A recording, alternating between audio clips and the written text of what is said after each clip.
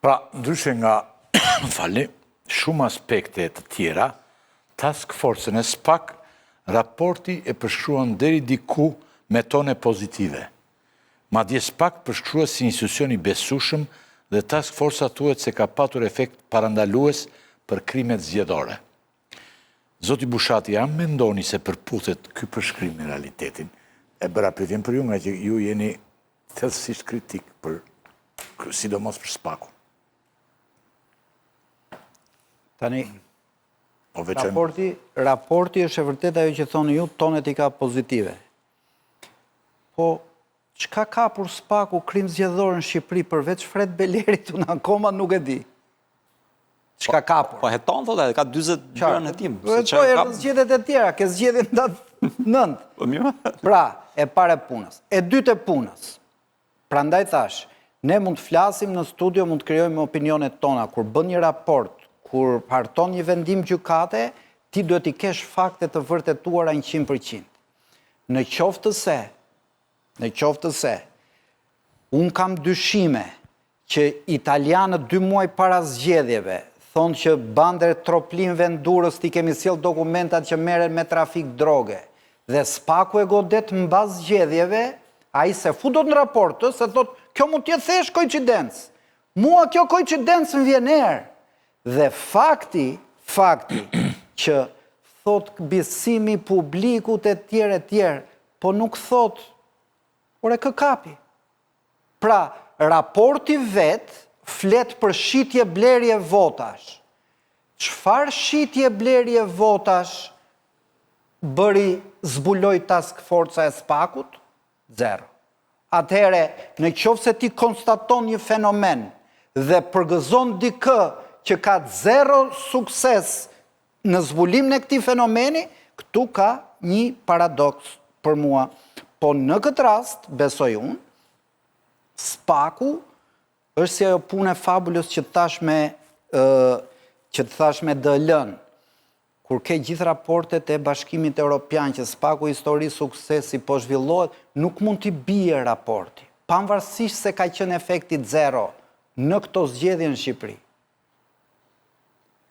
Pra, ne harrojmë që SPAK-u pati... Se në fakt ka një... Se këtë dervishin e do të marrim të na flasë në njerë këtu, pa i duket është një televizion tjetër dhe po thot prap një gjë... Se dhe nga televizion tjetër që në shikon tërkohën. Do me thëmë vëzhgusit e uaj, thotë, në këtë raport kanë gjetur më shumë shkelje se prokuroria dhe SPAK-u. Se prokurorët e SPAK-ut.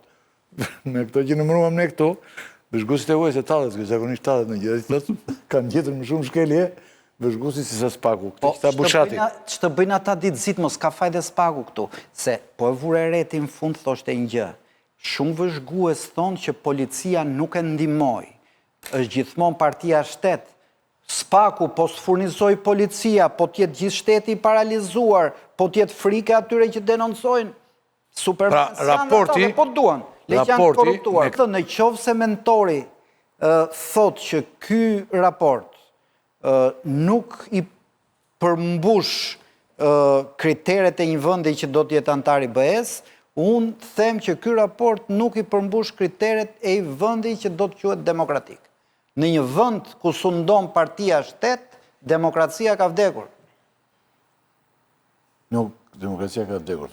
Shiko, vetëm një, se nuk e nënvizuam në mënyrë të qartë këtë raporti, shikohet nga palët, do më thë nga Partia Demokratike posaçërisht, si raport që do duhet legitimonte pretendimet e saj. Sa ajo ka thënë që këto zgjedhje u manipuluan e tjera, pra u deformua vullneti zgjedhor. Për herë më është. Po, e që kuptoj.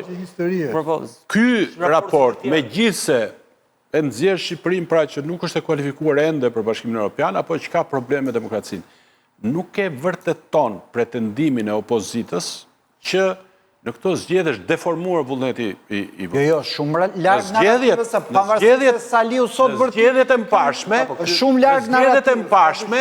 Në zgjedhjet e mbarshme kishte vëzhgime, raste konkrete që këta antarët pjesë e grupit të Odirit raportonin për rastet të blerjes votës. Dhe ata ndërtonin një lloj përqindje, do të thonë që thoshin, në qoftë se në 20 kontrole që kemi bërë ne, kemi kaq raste të raportuara, pra pretendimi kryesor i opozitës se është deformuar vullneti zgjedhor, se është bërë masakër zgjedhor, jo farsa, farsa është shumë kështu zvogëluese, shumë relativizuese. Ky pretendim pra nuk qëndron. Nuk justifikohet sjellja radikale për cilën ka folur një pjesë opozitës se duhet të filloj pash Saljani që thotë mbas kësaj duhet dalim rrugë derisa radikale ata po sillen si pula ti thua radikale. Është problemi që e kanë zgjedh gabim ose nëse do të dalësh bësh revolucion, mos u merr me raportin. Nuk i njoh zgjedhë dil rrugë me revolucion. Revolucionis do raport. Raporti ngrej një bast madh mendojnë sepse basti këtu ngrihet nga Partia Demokratike. Nëse pra raporti i bie të vërtetoj, nëse këtu ka fars. Pra nëse ka fars, duhet ikë Rama. Jo, duhet të them që duhet ikë doktori, po doktori nuk ikën. Me këtë fars qëndron aty tani. Ai është punë e tij tani. Duhet të them tash basti i ngritur nga politika shqiptare këtu është që raporti duhet çojë në shtëpi njëri prej të dyve, o Ramën o Berishën. Do fut një detaj unë doktori që të dori gjithmonë dhe ti do të debatosh. Okej, jo, nuk e kam tek ajo. E kam dhe atë të fundit. Shalem në këtë moment të raportin, më konkludo. Pra, për raporti do thotë kjo që raporti është si gjithë tjerët që tregon probleme, por ama për mua jep zgjedhjeve legjitimitet. Pra, i njeh zgjedhjet si legjitime, i pranon ato, por i njeh si shumë të këqija. Problemi që ndron që ajo pse do kishte rëndësi ky raport është që nëse ky raport do vërtetonte që këto zgjedhje do ishin fars apo jo. Ky raport nuk e nxjerr këtë dhe në këtë kuptim, nëse do pretendonte që pra do nxirrte që ishte fars, duhet ikte Rama. Nëse nuk e nxjerr që është fars, duhet ikë Berisha dhe ky është problemi i këtij raporti. Ky raport sado që thotë shumë të vërteta, shumë të hidhura madje, ky raport i njeh dhe fakti që në fund përfundon me rekomandime, të cilat janë të një natyre teknike për të rregulluar problemet që ai shfaq, tregon që në përgjithësi politikisht raporti konsideron zgjedhje legjitime. Kushat? Okej. Konkluzion tani. Unë e thash konklusionin fillim, po e përsëris në mënyrë tjetër, se mbajnë. Konkluzionet bën në fund. Edhe në mbledhjet e partisë dikur, konkluzonet bushat bëheshin në fund. E vërtet është, po unë jam me i parim që njeriu kur hyn në një debat duhet të sqarojë një pozicionin e tij dhe pastaj të hedhë argumentat. Unë mendoj kështu për këtë gjë dhe pastaj po, kjo është taktika ime, mund jem gabim o gabim. Bëjmë taktikë dakord. Po njeri ndërtuar gabim. Përsërite. Në përgjithësi. Do me thënë, në qoftë se mentori thot që ky raport nuk i përmbush kriteret e një vendi që do të jetë antar i BE-s, unë them që ky raport nuk i përmbush kriteret e një vendi që do të quhet demokratik. Në një vend ku sundon partia shtet, demokracia ka vdekur. Nuk, demokracia ka vdekur.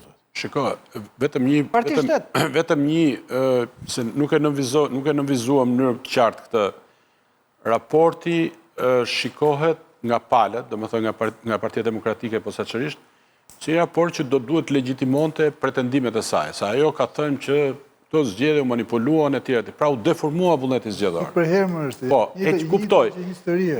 Ky raport, megjithse e nxjerr Shqipërinë pra që nuk është e kualifikuar ende për Bashkimin Evropian, apo që ka probleme me demokracinë. Nuk e vërteton pretendimin e opozitës që në këto zgjedhje është deformuar vullneti i Jo.